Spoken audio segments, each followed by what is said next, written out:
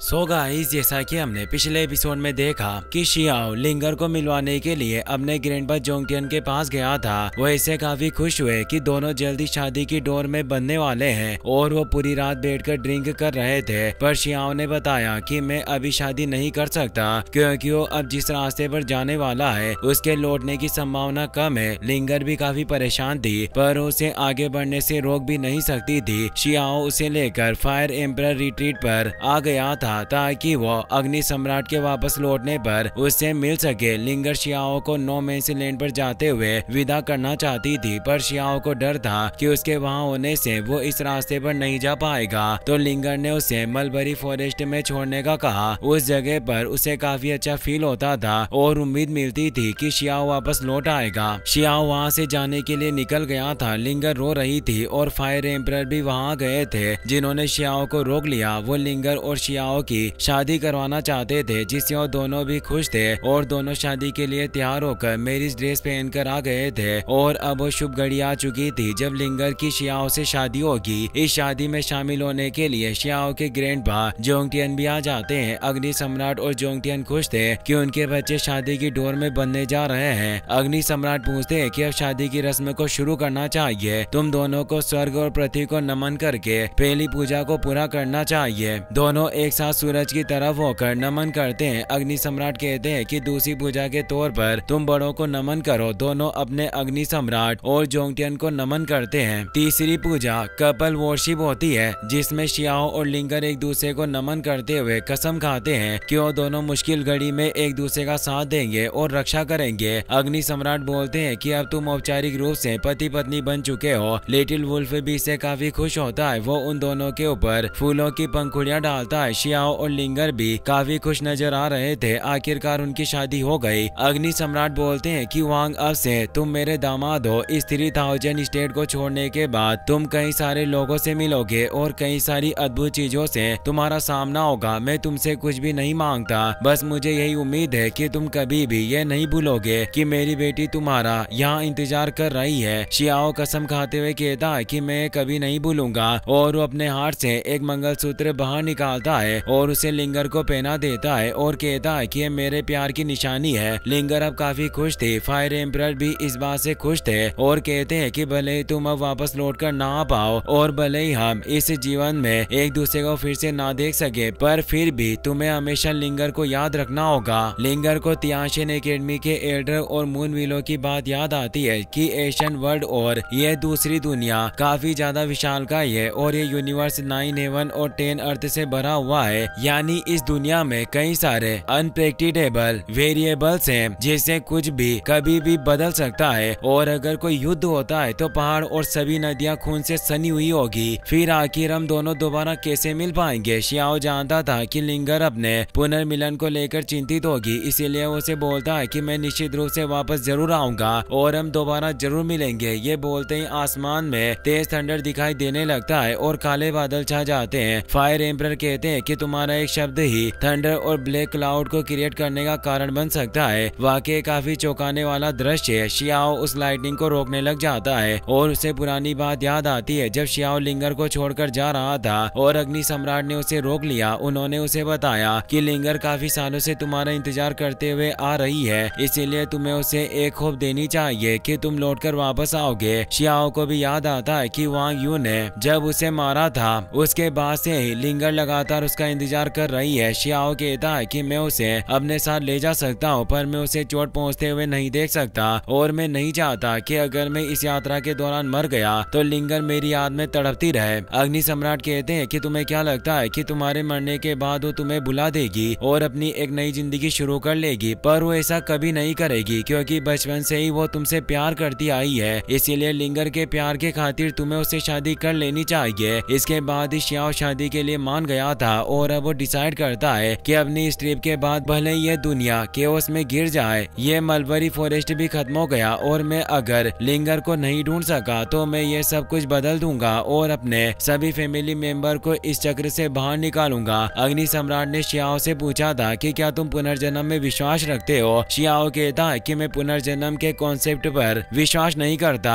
Reply में अग्नि सम्राट कहते हैं कि फिर तुम कैसे कह सकते हो कि तुम दोबारा लौट कर नहीं आओगे। तुम्हें वापस लौटना लौटना ही होगा। शियाओ उस थंडर को रोक रहा था और कहता है कि मैं अपने फैमिली मेंबर को कुछ नहीं होने दूंगा, और एक तेज अटैक से उस एनर्जी को नष्ट कर देता है। शियाओ और लिंगर अपनी पहली रात उस मलबरी फॉरेस्ट में ही गुजारते हैं और अब सुबह हो चुकी थी। लिंगर कहती है कि अब तुम्हारे जाने का वक्त हो चुका है, मैं तुम्हारा इंतजार करूंगी। तो शियाओ भी अब वहाँ से निकल जाता है और वो अपने सूट को भी बदल लेता है। अब हमें शेंग जो पीक का सीन दिखाया जाता है जहाँ तियान शेन एल्डर शियाओ का इंतजार कर रहे होते हैं। उनके साथ मून विलो और लिन तियान भी मौजूद होते हैं। शियाओ भी अब वहाँ पहुँच जाता है। वो कहते हैं कि तुम वादे के मुताबिक इस जगह पर पहुँच गए। ऐसा लगता है कि तुमने अपना डिसीजन बना लिया कि तुम इस नो मेंस लैंड की यात्रा पर जाने के लिए तैयार हो। शियाओ ने रेस्पेक्ट देकर कहता है कि हाँ, मैंने फैसला कर लिया है कि मैं इस पर जाने को तैयार हूँ। एल्डर कहते हैं कि तुम्हें थोड़ी देर यहीं बैठकर इंतजार करना चाहिए क्योंकि इस ट्रिप पर जाने के लिए 3000 वर्ल्ड के और भी लोग आ रहे हैं जो अभी तक नहीं आए। शियाओ हैरान होता है क्योंकि पहले तो उन्होंने जो चयन प्रतियोगिता रखी उसके हिसाब से सिर्फ वो से ले जाने वाले थे। मून विलो बताती है कि तीसरे एल्डर ने डिसाइड किया था कि हम और ज्यादा डिसिबल को लेकर जाएंगे, इसीलिए टैलेंट सिलेक्शन के लिए और कई दरवाजे खोले गए ताकि ज्यादा से ज्यादा लोगों को उस एशियन रोड पर चलने का मौका दिया जा सके और वहाँ छिपी हुई एशियन सिटी को पाया जा सके, और जो भी पास होगा उसे तियानशेन एकेडमी में ज्वाइन करने का मौका मिलेगा।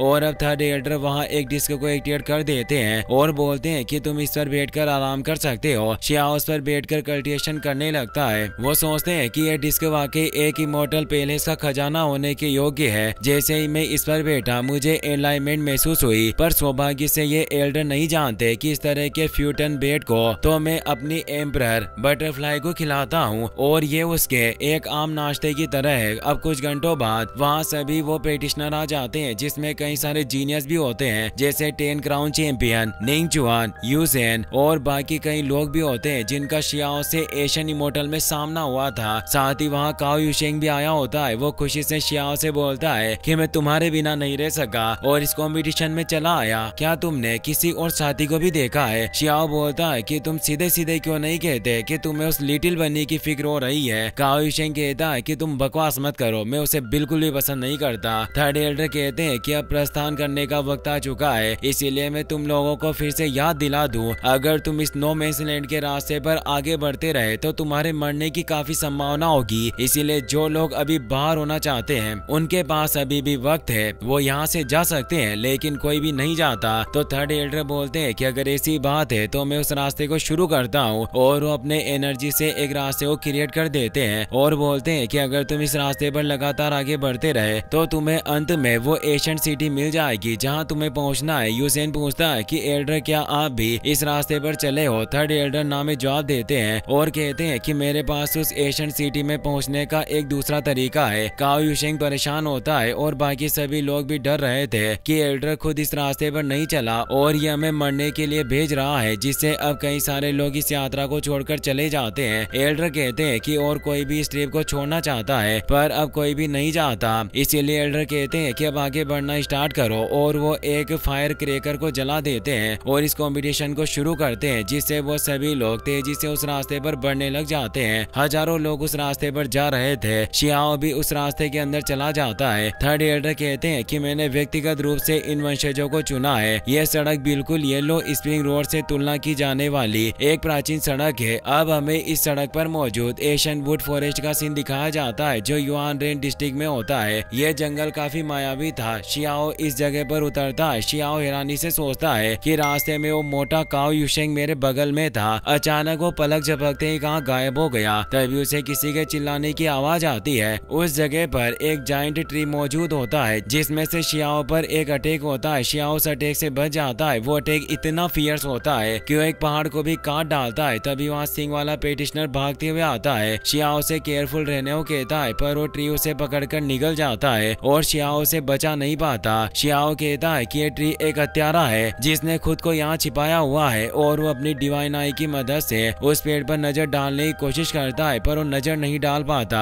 इसीलिए एक तेज स्लेश से अटैक करता है, पर उस ट्री को कुछ नहीं होता और उस ट्री से एक पावरफुल अटैक होता है। शियाओ उस अटैक से टेलीपोर्ट होकर बच जाता है और ऊपर आसमान में आ गया था। शियाओ अब अपने एंडलेस स्वॉर्ड मूव का इस्तेमाल करके कई सारे पावरफुल अटैक करता है, पर इससे उस ट्री को कुछ नहीं होता और वो वहाँ पूरी जगह में ब्लैक मिस्ट फैलाने लगता है और शियाओ पर एक डार्क एनर्जी अटैक होने लगता है। शिहाओ इंटरप्रिटेशन रूट को एक्टिवेट कर लेता है जिससे वो उस डार्क एनर्जी से बच रहा था। वो ट्री कहता है कि इस आदमी के ट्रेजर देखकर मुझे लग रहा है कि आज मुझे काफी अच्छा खाना मिलने वाला है। वाकई मेरी किस्मत काफी कमाल की है और इस लड़के की किस्मत फूटी हुई है। उस फॉग के अंदर एक जायंट आई नजर आती है। इसी के साथ ये एपिसोड यहीं पर खत्म हो जाता है।